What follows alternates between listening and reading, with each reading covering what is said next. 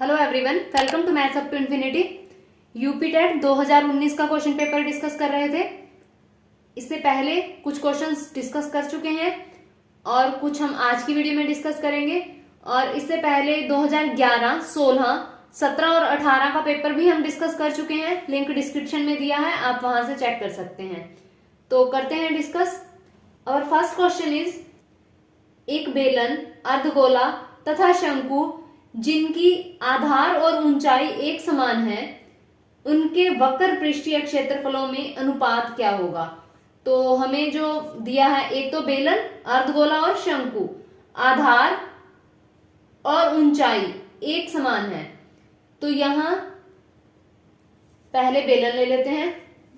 आधार एक समान है, इसका मतलब त्रिज्या r ले लेते हैं। यहां त्रिज्या बराबर हो जाएगी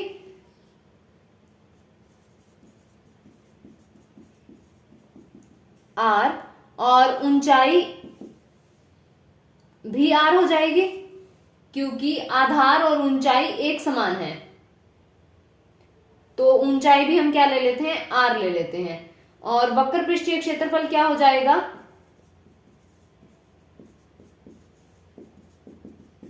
दो पाई आर एच होता है। तो दो पाई आर तो आर ही है और एच भी हमारे पास आर है, तो ये स्क्वायर लगा देते हैं। बेलन के लिए हो गया। अर्धगोला, वक्र पृष्ठीय क्षेत्रफल होता है दो पाई आर स्क्वायर, तो यहां त्रिज्या आर लेनी है। उसके बाद शंकु, शंकु में ऊंचाई आर और ये भी आर, तो जो ये एल है वो क्या हो जाएगी, पाइथागोरस थ्योरम से R square plus R square और रूट हो जाएगा, ये हुआ दो आर स्क्वायर और रूट दो आर हो जाएगा। शंकु का वक्र पृष्ठीय क्षेत्रफल क्या होता है, पाई आर एल, तो पाई आर एल क्या हो जाएगा हमारे पास, रूट दो आर, तो root two pi R square हो गया। इन तीनों का, ये जो हमें दिया है, ये दिया है और ये दिया है, इन तीनों का हमें अनुपात देखना है। तो अनुपात में लिख लेते हैं, दो पाई आर स्क्वायर अनुपात दो पाई आर स्क्वायर अनुपात रूट दो pi R square. Pi R square तो कैंसिल आउट हो जाएगा तीनों में, रूट दो भी कैंसिल आउट हो जाएगा, यहां रहा रूट दो, यहां भी रूट दो, और ये अनुपात हो जाएगा एक। तो यहां से ऑप्शन बी करेक्ट हो जाएगा। अगला क्वेश्चन है, यदि 15% लाभ और 15% हानि का अंतर 450 रुपए है तो क्रय मूल्य बताना है। मान लेते हैं हम क्रय मूल्य 100 रुपए है, तो 15% अगर लाभ होगा तो विक्रय मूल्य क्या हो जाएगा, 115 रुपए, और अगर 15% हानि हुई तो विक्रय मूल्य 85 रुपए हो जाएगा, माइनस कर देंगे। तो अब हमें अंतर देखना है, 115 माइनस 85, तो ये हो जाएगा हमारे पास 30 रुपए। तो अंतर अगर 30 रुपए है तो हमारे पास क्रय मूल्य कितना, 100 रुपए होगा। हमें अंतर दिया है 450 रुपए, एक के लिए ये डिवाइड हो जाएगा,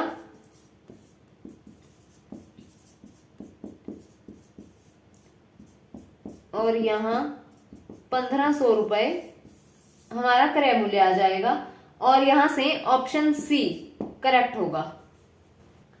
अगला क्वेश्चन, यदि त्रिभुज एबीसी एक समद्विबाहु त्रिभुज है, कोई त्रिभुज दे रखी है एबीसी, एक कोण 90 डिग्री, तो यहां ये बना लेते हैं हम, ये बी है, ये ए और ये सी। जो त्रिभुज है वो समद्विबाहु त्रिभुज है, तो इसका मतलब यहां ए बी और ये सी बी बराबर हो जाएंगे, क्योंकि कर्ण तो बराबर हो नहीं सकता, तो ये दो भुजाएं क्या हो जाएंगी, बराबर हो जाएंगी। पाइथागोरस थ्योरम अप्लाई कर देंगे, क्या होता है, ए सी स्क्वायर, ये क्या हो जाएगा फिर, बराबर C B square plus A B square. अब यहां पहले ऑप्शन देख लेते हैं। ऑप्शन 1 में B C square plus AC square दिया है, तो ऑप्शन ए तो गलत हो जाएगा।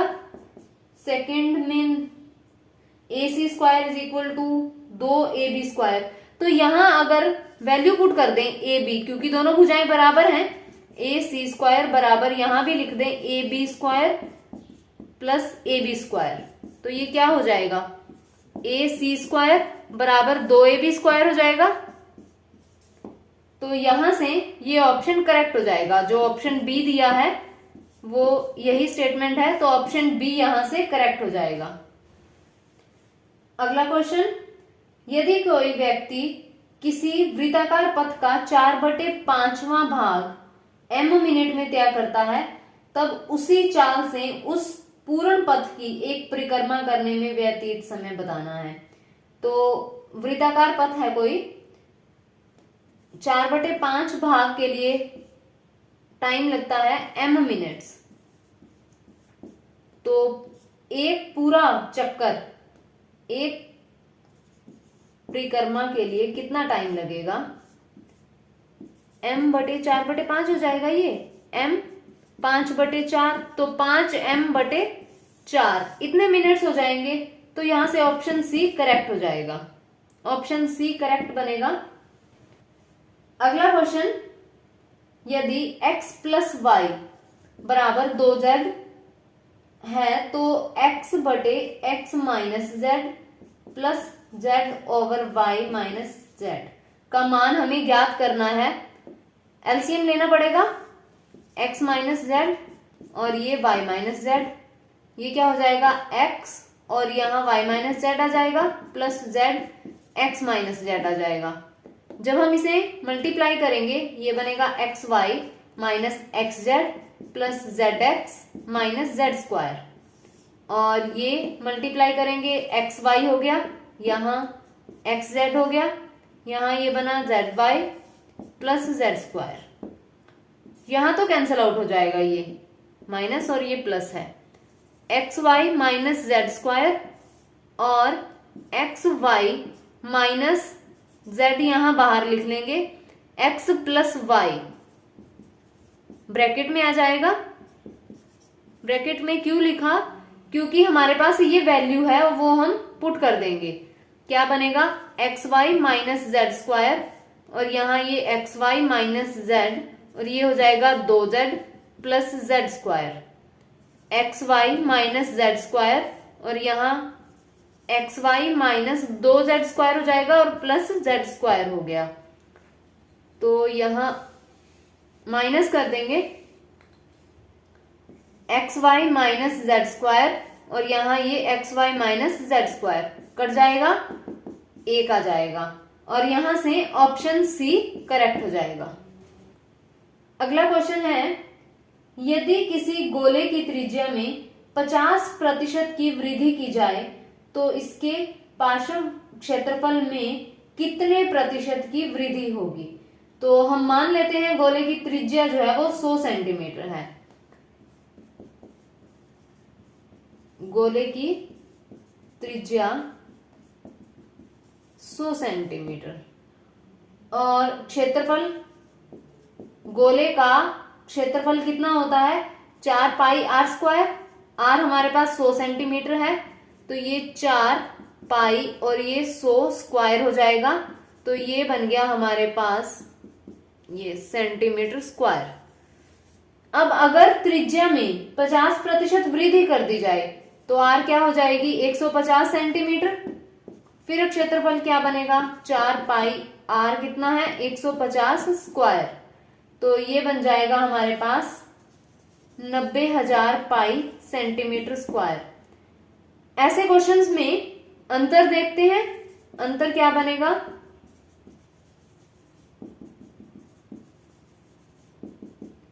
ये आ जाएगा 50,000 पाई सेंटीमीटर स्क्वायर। प्रतिशत देखने के लिए जो हमारा ये अंतर आता है इसे भाग किया जाता है, जो हमारी ये पहले वाली स्टेटमेंट होती है, गुणा कर देते हैं 100 से, तो पाई से पाई कैंसिल आउट, यहाँ ये कैंसिल आउट, ये हो जाएगा 25, तो ये आ जाएगा हमारा 125%। तो यहां से ऑप्शन सी करेक्ट हो जाएगा।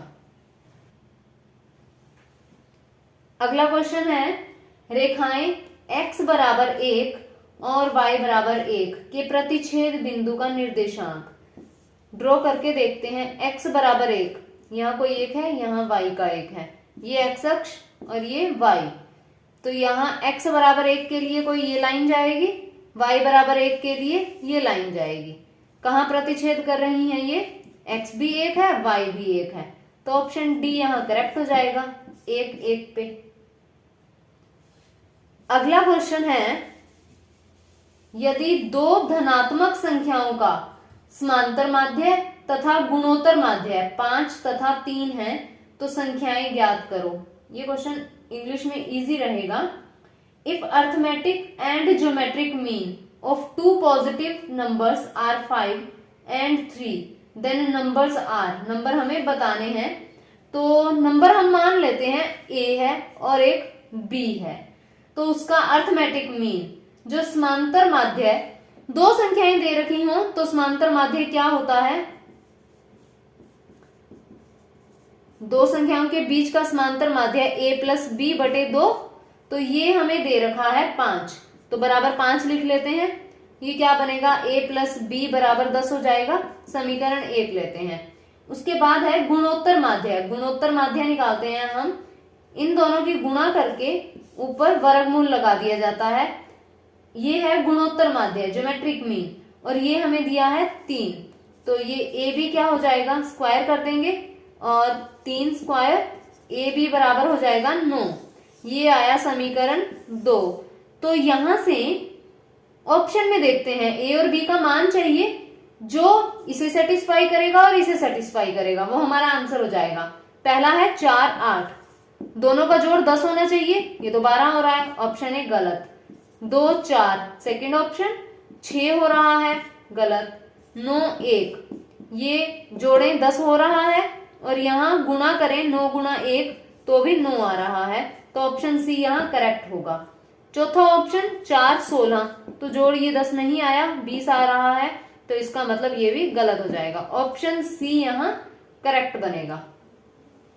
अगला क्वेश्चन, दो घनों के आयतनों का अनुपात 27:64 है, इसके संपूर्ण पृष्ठों के क्षेत्रफलों का अनुपात बताना है।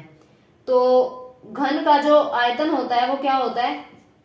भुजा की घात 3, तो हम मान लेते हैं कि जो पहला घन है उसकी एक भुजा a1 है, उसकी पावर 3 करेंगे, और अनुपात है तो हम भी अनुपात में लिख लेते हैं, इसकी पावर भी 3 कर देंगे, तो ये 27/64 आ जाएगा।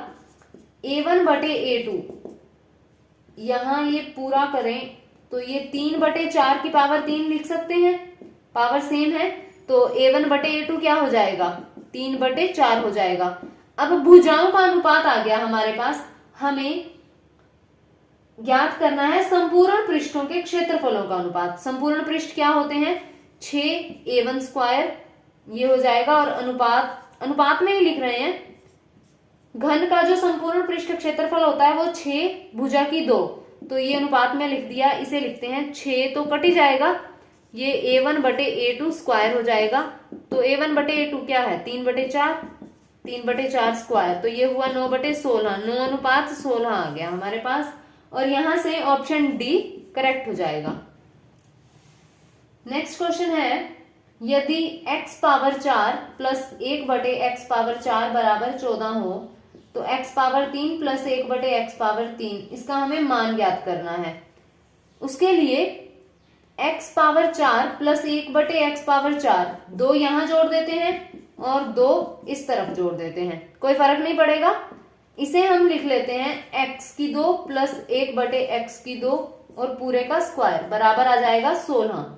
अब खोलेंगे तो ये क्या बनेगा? x power 4 plus 1/x power 4 plus 2 a भी होता है x स्क्वायर और 1/x², कट जाएगा, तो ये क्या रह जाएगा? 2 ही रह जाएगा। तो यहां से इस तरह लिख लिया हमने, तो x² प्लस 1/x² क्या हो जाएगा? रूट हो जाएगा इस तरफ, तो यहां बनेगा प्लस माइनस 4, हम लेंगे 4, क्योंकि -4 तो वैसे ही रिजेक्ट हो जाएगा, स्क्वायर टर्म्स हैं स्क्वायर में कभी भी नेगेटिव आंसर तो आएगा नहीं, क्योंकि ये भी स्क्वायर और दोनों जुड़ रही हैं, नेगेटिव 4 तो आएगा नहीं, तो ये बनेगा। इस तरह से एक्स स्क्वायर प्लस 1/x², 2 फिर से जोड़ेंगे दोनों तरफ, ये हो जाएगा x प्लस 1/x² बराबर 6। तो x प्लस 1/x बराबर क्या हो जाएगा, ये √6। अब हमें चाहिए x की 3 प्लस 1/x की 3, क्यूब कर देते हैं। x प्लस 1/x यहाँ पावर 3 और √6 यहाँ पावर 3, ये क्या बनेगा, x की 3 प्लस 1/x की 3 प्लस 3x 1/x और ये हो जाएगा x प्लस 1/x बराबर, इसे 6√6 लिख देते हैं। तो ये 6√6 हो गया। x की 3 प्लस 1/x की 3 प्लस 3, ये कट जाएगा। x प्लस 1/x, इसका मान हमारे पास है √6, तो यहाँ √6 लिखते हैं बराबर 6√6। तो यहां से आंसर आ जाएगा हमारे पास x की 3 प्लस 1/x की 3 बराबर 6√6 माइनस ये 3√6 हो जाएगा। तो ये बना 3√6। x की 3 प्लस 1/x की 3 की वैल्यू चाहिए थी, 3√6 आ जाएगी और यहां से ऑप्शन ए करेक्ट हो जाएगा। तो आज की वीडियो में बस इतना ही। अगर वीडियो पसंद आए तो लाइक कीजिए, शेयर कीजिए एंड चैनल को सब्सक्राइब कीजिए, बेल आइकन प्रेस कीजिए ताकि आने वाली क्वालिटेटिव वीडियोस की नोटिफिकेशन आपको मिलती रहे।